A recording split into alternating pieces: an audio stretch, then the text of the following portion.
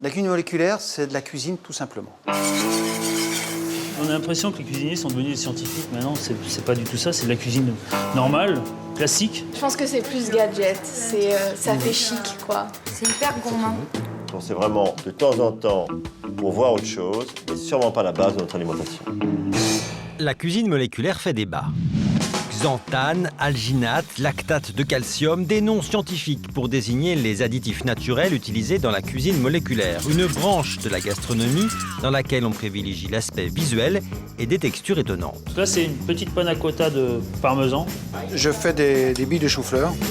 La cuisine moléculaire n'est plus la chasse gardée des grands chefs. Avec les coffrets et une formation de petits chimistes culinaires, on peut tenter ses propres recettes. Cours de cuisine, petit cadeau pour Caroline. Mon Pour ses anniversaire. 20 ans. Donc on va voir ce que ça donne. J'ai hâte. Au programme du cours, Stéphane et Caroline pourront découvrir une chantilly de foie gras, des spaghettis d'alcool de menthe et des billes de chou-fleur. Une première surprise, tout le monde a déjà, sans le savoir, cuisiné moléculaire. L'œuf sur le plat, c'est de la cuisine moléculaire. Vous transformez l'albumine translucide en quelque chose de blanc opaque. Ben voilà. Là, ce qu'on va faire, on va faire des expériences. Et surtout, une chose, c'est que vous allez pouvoir vous faire une idée. Là, on y va. 200 g de lait, 100 g de foie gras.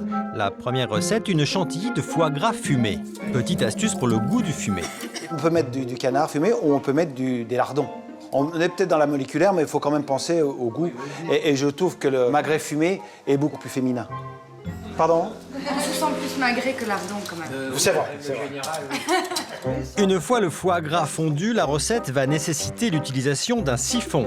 Et oui, la cuisine au siphon, c'est de la cuisine moléculaire. Le liquide sous pression va se transformer en chantilly, tartine de foie gras façon moléculaire. Vous voyez, il y a la texture qui est là. Ça a tombé.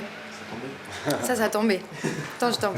Non, ça c'est super bon. Mais j'aurais pensé que c'était plus savant, plus de la fumée partout, de l'azote qui bout, des trucs comme ça. Moi j'avais une idée un peu... Puis là je me rends compte qu'en fait on utilise des choses assez simples, un siphon, voilà, et ça donne des choses assez spectaculaires, donc plutôt pas mal quoi. Ça donne envie de le refaire, Je sais pas si on sera aussi bon, je promets rien, mais ça donne envie de le refaire. Aussi bon aussi, mais ce sera peut-être moins bien préparé. Voilà, ce sera peut-être moins bien préparé. Guillaume, lui, ne découvre pas cette cuisine. Il est le chef d'un traiteur parisien. Depuis 2 ans, la tendance moléculaire a aussi envahi les réceptions et les mariages avec des pièces telles que ce lit de pain d'épices, mousse de foie gras et sa bille de vin moelleux. Qui vont plaire les sujets. Loin du pain surprise et du canapé, les clients veulent avant tout être étonnés. Donc là, c'est une panna cotta lait de coco avec petite sphère de mangue. On a voulu reconstituer un peu l'œuf coq avec sa petite mouillette, quoi, à la framboise. Guillaume tient à nous démontrer que la cuisine moléculaire peut assister la gastronomie traditionnelle dans un plat connu de tous. Comme c'est le printemps, on va vous faire un avarin d'agneau, un plat classique, en y ajoutant un peu de fantaisie. Avoir la note moléculaire, on va faire des petites sphères de purée de carottes et de purée de petits pois. Donc là, dans les jus de légumes, on va y ajouter du calcium. Là, c'est des pesées assez précises, c'est vraiment des quantités infimes. On va dire que pour un demi-litre de jus de petits pois, je vais en mettre 8 grammes. Une fois le calcium intégré au jus de légumes, Guillaume prépare un bain composé d'eau et d'alginate. La poudre d'alginate provient d'une algue brune. Il s'agit d'un produit 100% naturel, notamment utilisé dans l'industrie agroalimentaire, sous le nom d'E401 ou E404. On ajoute 5 grammes d'alguine par litre d'eau. Son rôle, c'est qu'au contact du calcium, ça forme une pellicule autour du produit qu'on peut y incorporer. Donc, il faut bien remplir la cuillère, mettre juste au-dessus du liquide. Vous voyez, ça coule doucement, la pellicule se forme. Même procédé pour le petit pois. Je les rince à l'eau claire pour stopper le processus. Même technique pour la sauce du plat. Préalablement mélangée au calcium, il ne reste plus qu'à dresser l'assiette. En fait, le client, quand on va avoir son assiette, il va être un peu surpris, il va vouloir un peu découvrir la chose. Et quand il donnera le premier coup de cuillère sur la sauce, eh ben, la sauce va se répandre sur la viande. Et c'est pareil pour les sphères de petits pois et de carottes. À entendre Guillaume, tout semble simple. Mais peut-on imaginer se laisser aller à de telles expériences chez soi ? Fabrice Thirion a mis au point des coffrets pour les particuliers trouvables sur Internet.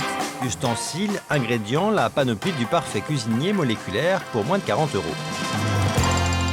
Donc il n'est juste à simplement lire, appliqué en temps, en heure, et tout est déjà prêt pour le mettre en place. Dans ce petit kit, ça rappelle l'enfance et c'est très très ludique, on a des sachets d'éclats de sucre pétillants.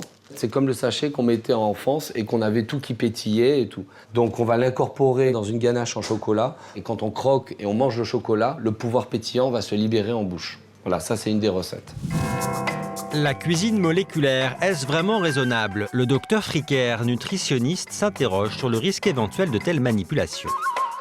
Le fait que les particules en face chez eux n'est pas dangereux à partir du moment où ça reste l'exception, et à partir du moment où l'utilisation des additifs est vraiment suivie comme il faut en suivant le kit d'emploi. En revanche, avec certains additifs en cas de surdosage, là, ça risquerait d'être néfaste. Nous retrouvons Stéphane et Caroline qui ont décidé de faire découvrir la cuisine moléculaire à leur ami Johan. On va te faire découvrir nos talents de chef cuisinier moléculaire. Pour être sûr de bluffer leur ami, ils s'attaquent à une recette facile. Donc je vais faire des billes de sirop de cerise que je vais accompagner avec une chantilly.